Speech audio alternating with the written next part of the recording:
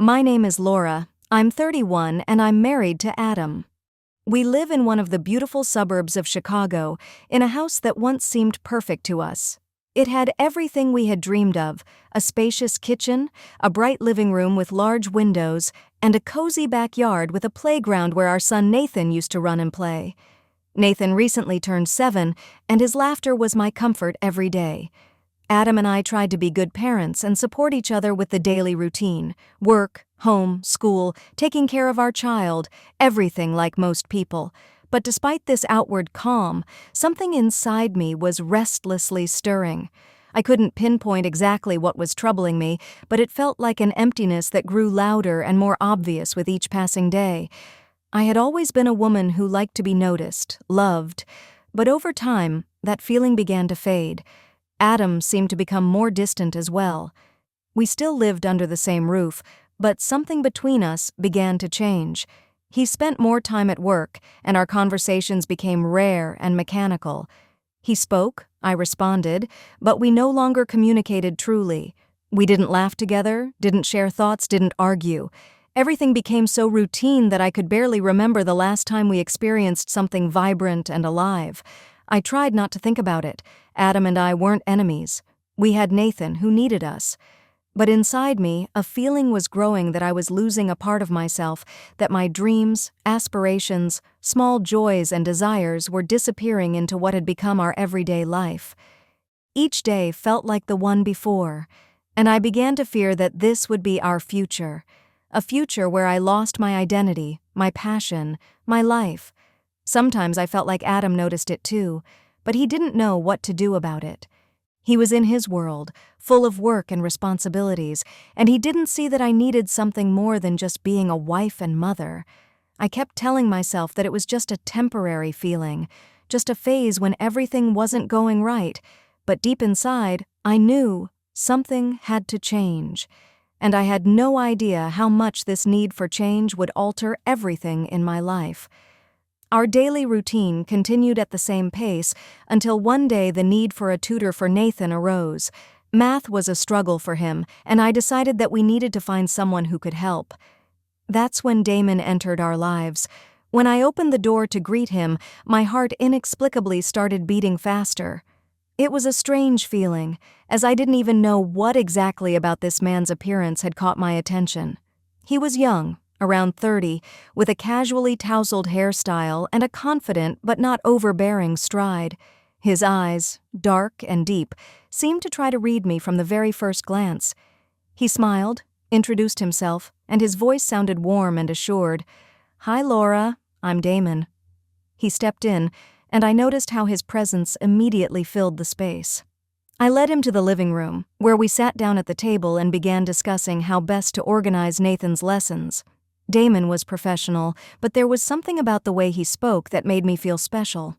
He didn't try to be overly formal, but there was something magnetic about him, something that didn't fit into usual boundaries.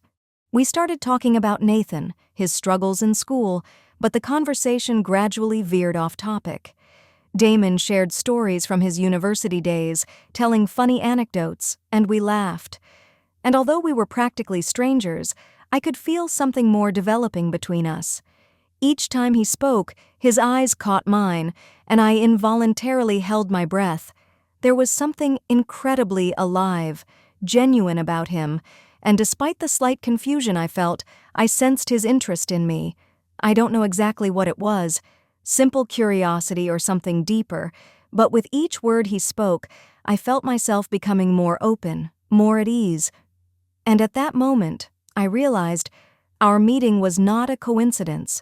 When the lesson ended, he stood up, preparing to leave, but before stepping out, he turned to me and said with a slight smile, "Laura, I'm glad we started working with Nathan. I'm sure we'll make it work." And though I tried to refocus on my family, on Nathan, I found myself thinking about Damon more and more. Who was he? And why did his simple presence captivate me so? With each passing day, I found myself meeting with Damon more and more often. He came to tutor Nathan, but the sessions began to stretch longer and longer. We often discussed not only math, but also other aspects of life, his hobbies, my aspirations, even little details about family and childhood. We spent more and more time talking, and I realized that these were no longer just meetings aimed at helping Nathan. We began to open up to each other. Sometimes, while Nathan was busy in another corner of the house, Damon and I sat at the table, and our conversations moved beyond the mundane. He shared stories from his student days, talked about how he was searching for his place in life. I laughed, and with each such conversation, I found myself valuing it more and more. I couldn't stop. He was smart, interesting, and his words seemed to penetrate to the very core, leaving a mark on my soul with every moment spent with him. And then, one day, as evening began to fall and Nathan had gone to his grandmother's, I was sitting in the kitchen drinking tea and trying to relax. At that moment, I heard footsteps, and before I could say anything, Damon was right next to me. He looked at me as though he could truly see me, without masks, without pretense. "You're doing great, Laura," he said, his voice soft and quiet, yet filled with something deep and sincere. His eyes held mine, and in that instant, I understood. It was inevitable. And as soon as I realized it, he took a step forward. We were standing too close to each other, and the air between us became thick, almost tangible. Our lips met, and it was so unexpected that I could barely believe what was happening. In that moment, when our bodies collided, I knew that my life would never be the same again. That kiss became a moment I would always remember. We both knew it was wrong, but in that brief encounter, in that moment, all internal barriers were broken down. We didn't speak about it, but it was clear that something had changed, something that couldn't simply be ignored. After he left, I was alone in the empty kitchen, with the feeling that my life had begun to take a different turn. My head was filled with thoughts, and I didn't know how to control them. I tried to convince myself that it had been just an impulse, an accident, but deep down, I already knew. What had happened was a turning point, and I couldn't go back to what things had been before. The next day, after Damon left, I felt as though the world around me had become different. I couldn't shake the feeling that I had lost something, and perhaps found something as well. We both knew that what had happened had crossed boundaries, but I couldn't get rid of the thought that it was inevitable. I had missed it, that feeling of being noticed, that sense of aliveness that I hadn't felt in so long. And no matter what I told myself, deep down, I knew that I didn't want it to end. Damon didn't call me immediately. He was probably trying to make sense of what had happened, just like I was. But evening came, and he returned. And even though I had been preparing for it, my heart still raced faster when I saw him standing at the door. "Laura, we need to talk." His voice was soft, but there was determination in it. We sat in the kitchen, and I noticed how hard he was trying not to look me directly in the eye. In his gaze, I could read a mixture of embarrassment and inner turmoil. It was as clear as the fact that he couldn't just walk past what had happened between us. "What happened?" he continued. "We shouldn't have done it. I understand it was a mistake, for both of us. And you know that too." I remained silent, unsure of how to respond. Honestly, I wasn't sure I wanted to let go of what had happened. I felt that what we had experienced wasn't a mistake. It was something important, even though unexpected. But I couldn't say that to him. Instead, I quietly replied, "I understand, Damon. But I also feel that it wasn't just a coincidence. It's something else." He looked at me again, and his gaze softened. It seemed as though he pressed his lips together, as if struggling with some inner sense of guilt. Then, unable to hold back, he said, "Laura, I don't want you to think that I'm using you. You deserve better than these moments. We both know this isn't just chemistry, but it's complicated. I don't know what we should do next." I felt a tightness in my chest. Everything around me seemed clearer, but also more confusing. I couldn't answer him because I didn't know what to do with these feelings either. We both saw how our lives would change, but neither of us could imagine how exactly. He stood up and took a step toward the door. I felt a heavy weight in the air. We were silent, and then he turned back once more. "I can't promise that everything will be easy, Laura, but I'll try to figure things out. I need time. And maybe you do too. I nodded, unable to say anything.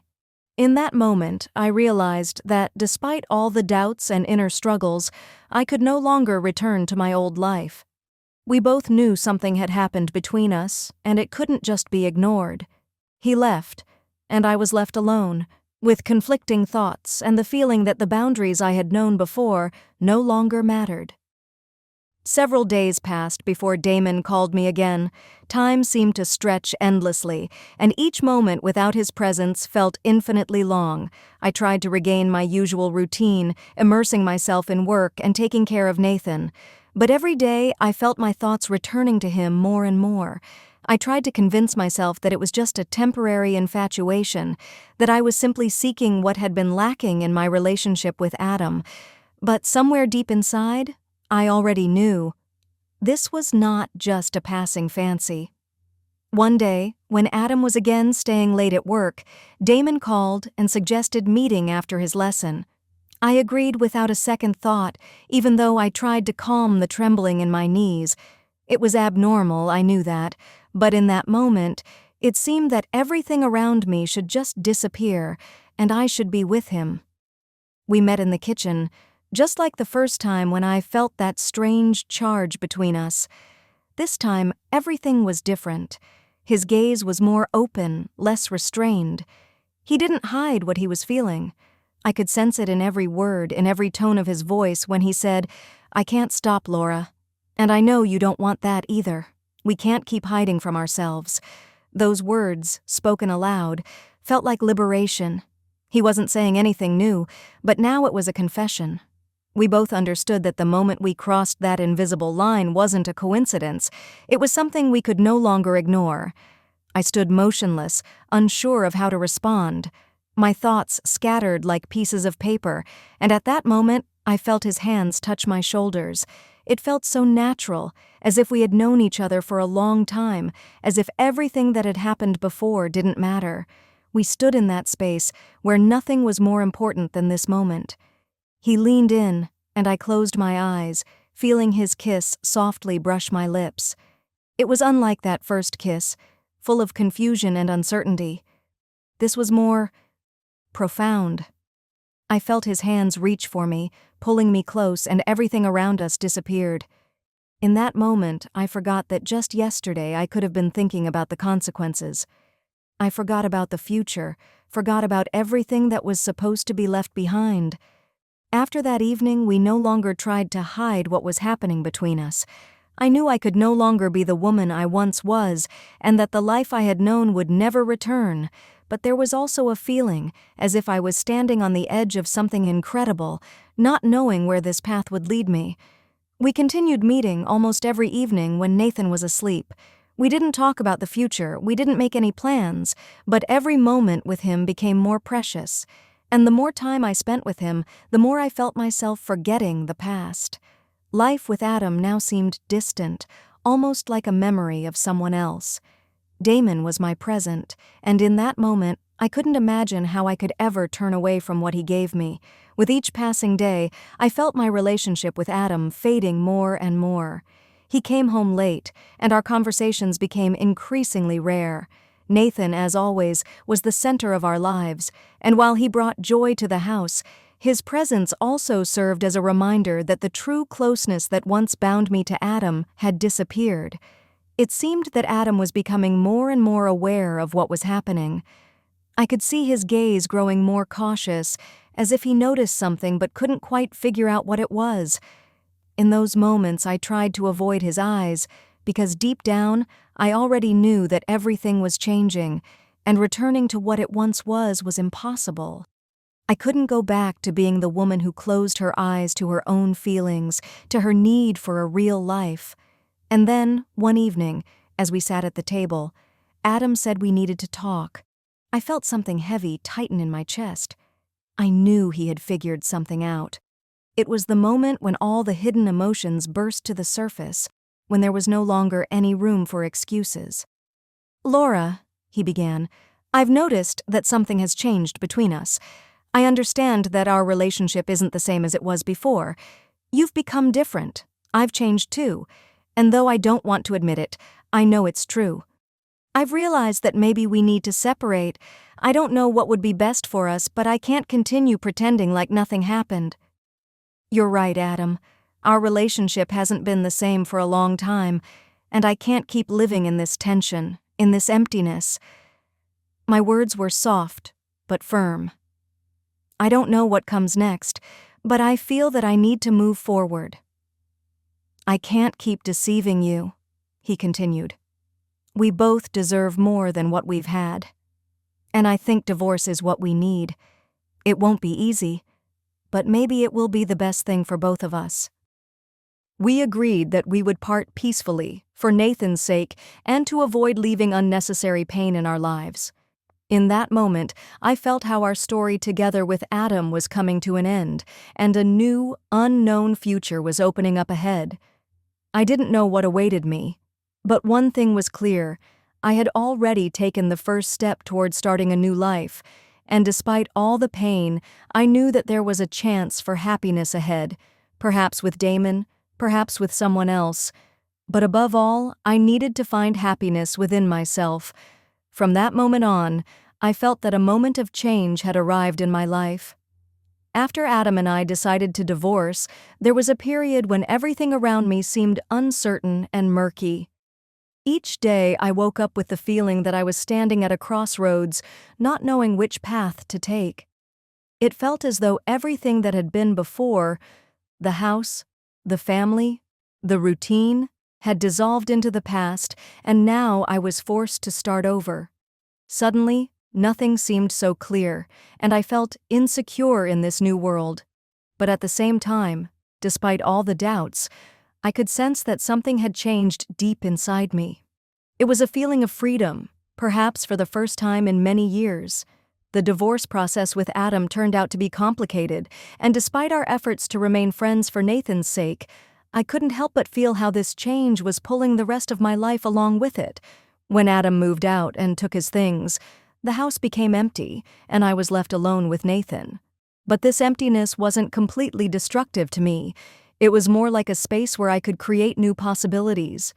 And those possibilities were already beginning to open new horizons for me. Damon was there. We didn't directly talk about what had happened. We didn't discuss what would happen next, but every time he came over, I felt how everything around me became brighter. We no longer hid our feelings. He was a real support for me, without which I couldn't have navigated through all these changes. He didn't speak much, but his support, his presence in my life, filled me with something new and important. I felt that with him, I could truly be myself. Without pretense, without the fear of not being understood. We continued meeting almost every evening when Nathan was asleep. The evenings became our own worlds, where we could be alone together, forgetting the outside reality. We talked about the future, though we didn't make any concrete plans. We enjoyed every moment, not trying to look too far ahead. I had learned to laugh again, to dream, and to enjoy simple things that seemed so natural, but that I had missed so much. And then, one day, as we sat on the balcony watching the sunset, Damon said words that turned everything in my life upside down.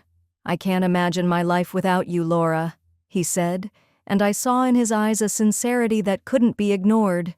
"You've become something important to me, and I don't want you to be in my life as something temporary. I want you to be by my side always." I froze, unable to believe my ears. My heart stopped for a moment and I couldn't say a word. He stood up and suddenly, as if to prove his words, knelt down. I couldn't hold back my tears, even though everything around us was unexpectedly simple and honest. "Laura, you've made me happy. I love you, and I want you to be my wife." The words were so sincere that I couldn't resist. It was more than I could ever have expected. I felt a spark inside me, a feeling I hadn't had in a long time, a feeling of complete certainty that this was the person I wanted to be with. I couldn't think of a single reason not to say yes. I looked at him, and despite all the fear, despite the uncertainty, I said, "Yes, yes, I agree," and in that moment I understood. Our story, our path was just beginning. We were together, and ahead of us lay only new possibilities, new joys, and maybe even challenges. But I felt that, despite everything, I now had something real, and I was ready to walk this new path with him by my side. We got married a few months later. It was a small and intimate ceremony on the beach, surrounded by our closest people. In that moment, I realized that everything that had happened before had led me to this, to Damon, to a new life. And although I didn't know what the future held for us, I was certain of one thing. I was not alone. We were walking together, and that was all that mattered.